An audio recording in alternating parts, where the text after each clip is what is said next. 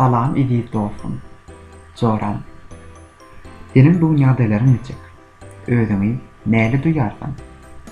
Idi Joran. Dostum. Sen mekdeplerde türlü ýokanç kesellerden nädip gorunmalygyny bilýärsiňmi?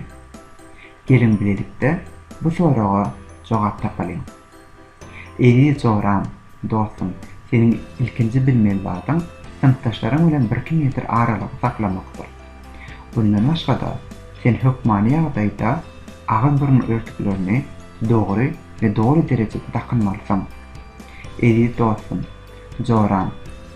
Ellerini ýygy-ýygydan akar suwun aşagyna ýuwmagy ýatdan çykarma. Hökmän suratda sabun hem ullan. Edi dostum, Joran. Bir-birine ýakyn durmakdan saklan.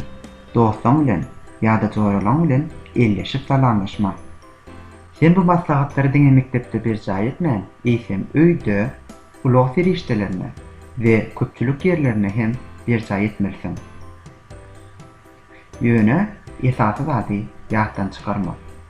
Ilmi dama dostlaryňa golluk ber we ruhyny belem tut. Ondan näme? Hoş, sag ol.